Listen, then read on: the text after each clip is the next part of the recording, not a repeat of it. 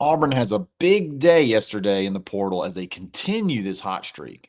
In the world full of podcasts, he's the undisputed heavyweight champion of hot takes, an Auburn sports homer, master of the boog, and message board legend.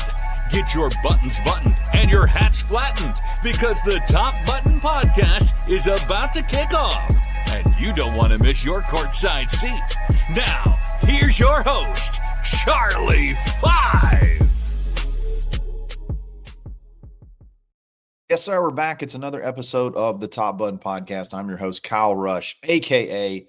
Charlie Five, and we are ready to get after it today on this Tuesday. Another day, a chance to talk about the transfer portal. It's popping right now still for Auburn as they continue this hot streak that they're on as they add 3 more guys to the class yesterday. We're going to discuss each one of those and just talk about overall how Auburn's performing in the portal. It's just such a difference a year makes as far as organization, as far as execution. They're getting guys in and they're getting them committed, and we're going to talk about it.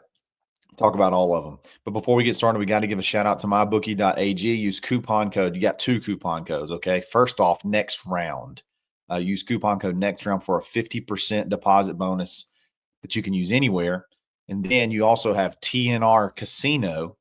So think the next round, TNR Casino for a 300% deposit bonus. So whatever you give them, multiply it by 3, and then you can take that to the casino, win big, take those winnings over to the sports book, bet anything you can imagine, any sports you can imagine, any way you can imagine it.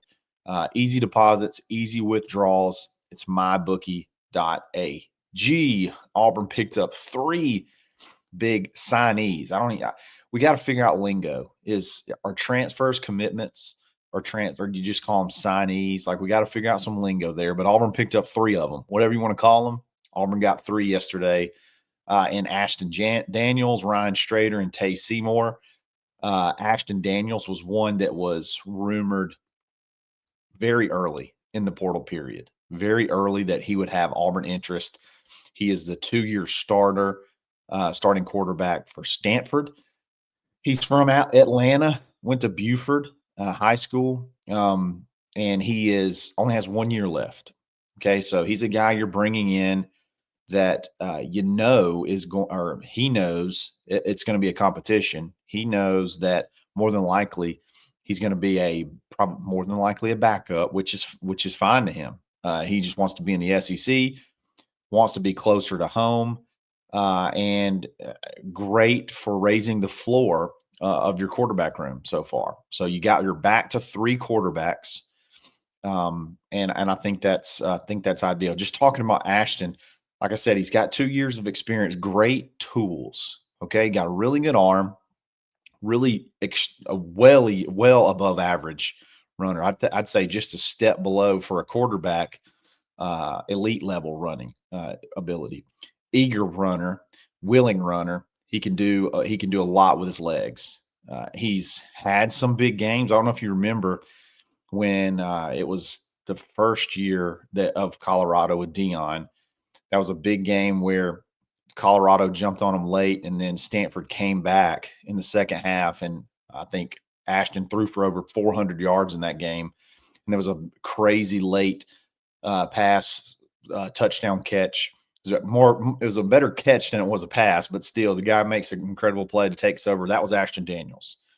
Hasn't had a ton of success at Stanford. Stanford has been sort of like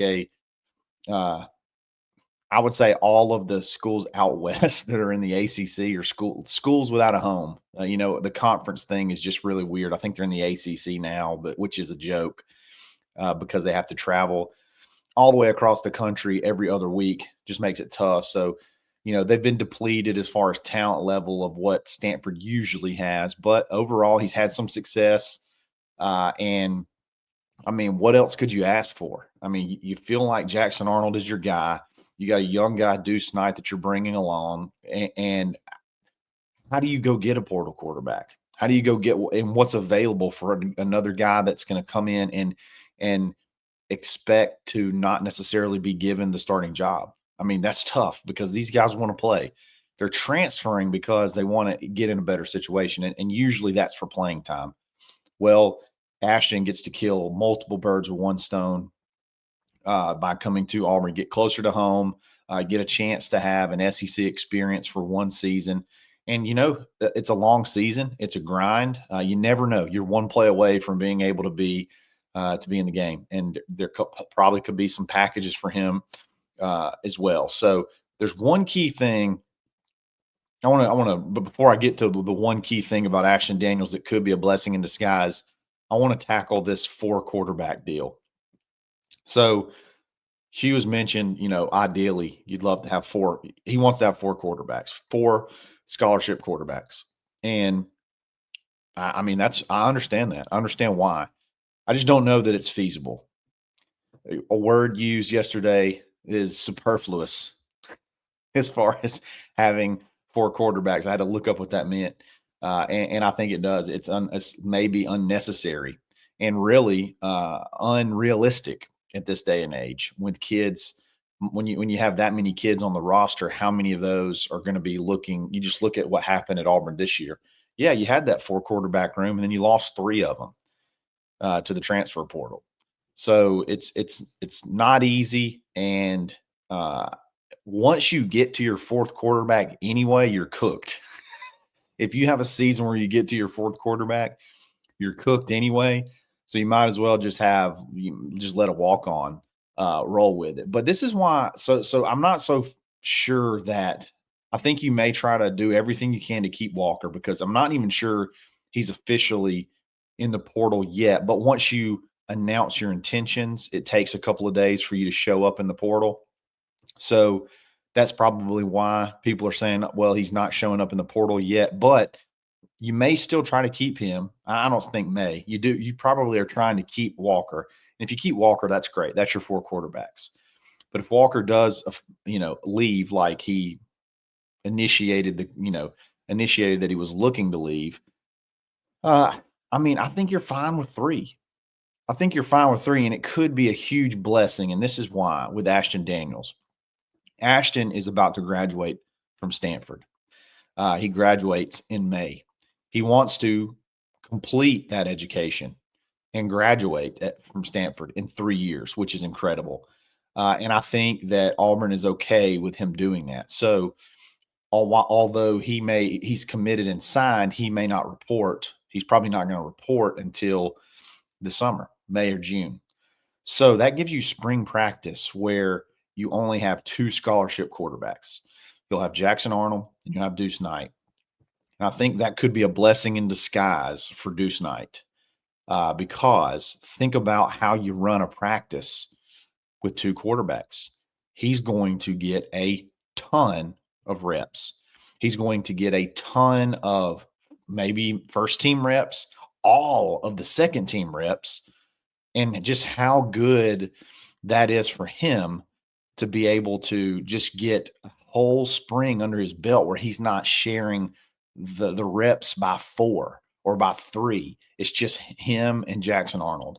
I think that'd be huge. I really do. I think that'd be big for him, because I think one thing about having 4 quarterbacks is you have 1 or 2 guys that are so far down that they don't feel like they're involved.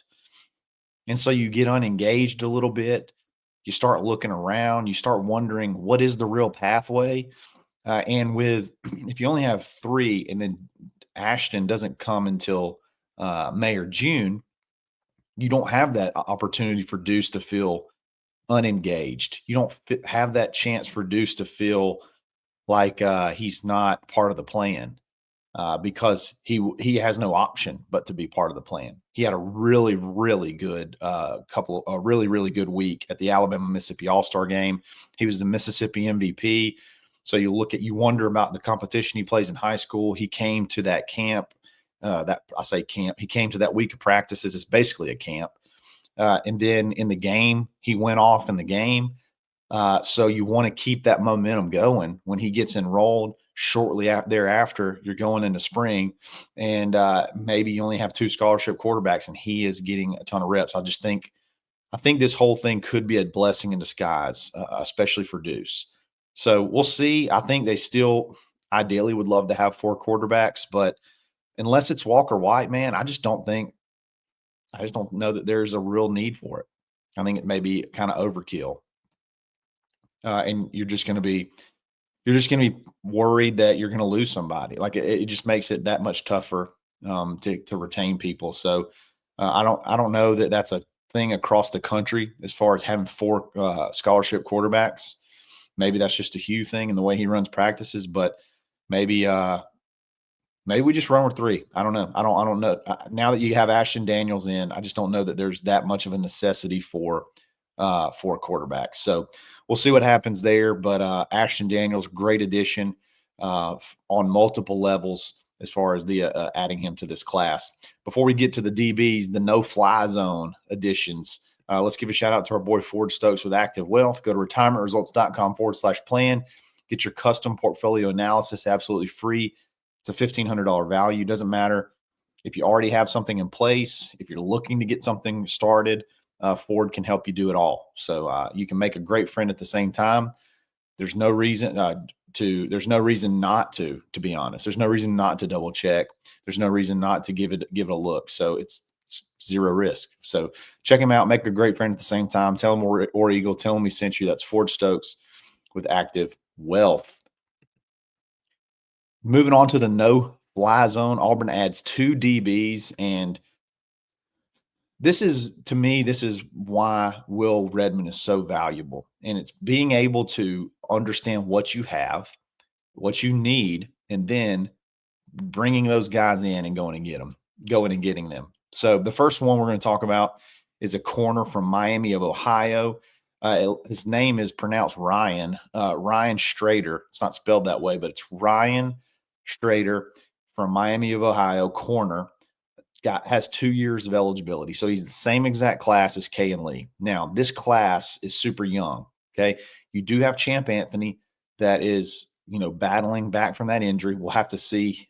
I think he's on a good trajectory to be back fully healthy, but it was a brutal injury. So what kind of player is he going to be when he comes back? He would be one of the older players in the room. So having another older guy is something that's really, really valuable because you have so many young but very, very talented guys. Like you have a very young, talented group and young, talented guys coming in.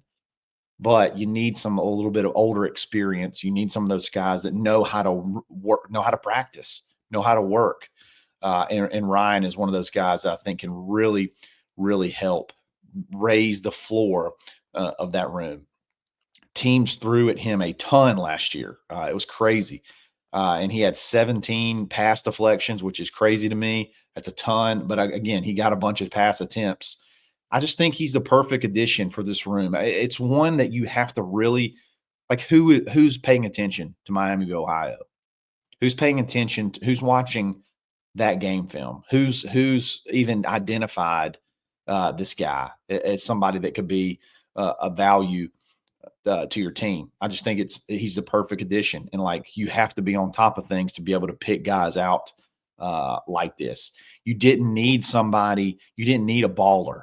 Okay. You didn't need like a number 1 corner that you had to go overpay for. You needed somebody that is either right there at the level of a Jay Crawford or a Kay and Lee, or maybe just a step below, like a half step below. That's what you needed in this room. And they went out and they got him. And if Kay and Lee goes to the NFL, this is a 2-year guy. So if Kay and Lee goes to the NFL, now you got to start an experienced guy to be able to step in and possibly be the starter next year. So it just makes so much sense on so many levels. This is how you stay on top of things. When you're on top of things, when you're organized, you know what you need. You can go identify a guy quickly, get him in, and get him signed. And this is a guy that you really earn your paycheck on as a GM. And I think he's going to be a guy that's going to play. I think he'll play immediately at Auburn, and I think he'll be a huge asset to that DB room, really raising that floor because you have so much talent. You have so much young talent, and a lot of it was on display last year. with Jay Crawford as starting as ending up taking over as a true freshman. Kinsley Falston showing that he can play at this level, having some big wins, one-on-one wins last year against some very, very talented receivers, some way bigger than him. I can think about the Georgia game and going up against the guy that's in prison or something right now that's like 6'6". He played really, really well against him. Like, you have a bunch of young guys and you have young guys coming in. This guy helps raise that floor. I really, really dig this addition. Another defensive back. It's almost the exact same situation, but for safety. Almost the exact. I mean, everything I just described about why Ryan Strader made so much sense. Tay Seymour from Georgia Tech fits the same mold, but at safety. Same age. He's got 2 years to play. Again, very similar to what we just talked about. You lose Jaron Thompson. You lose Caleb Wooden to the portal. Those are your older guys, okay? Sylvester Smith is going to be a third-year player, but really you don't have a ton of age back there. Caleb Harris started as a true freshman. You have two of the most elite safeties in the country coming in this offseason, or coming in, I guess, in January, and Eric Winters and Anquan Fagans. You just need that guy who doesn't have to be the All-American. He doesn't have to be the a bona fide starter. He can either be just a step above, a half step above, or equal to, or a half step below what you already have with experience. And it just helps raise the floor of that room and ease those super talented guys into the fray. It's just it's a big addition. Again, little older guy, helps raise the floor. This is the key here.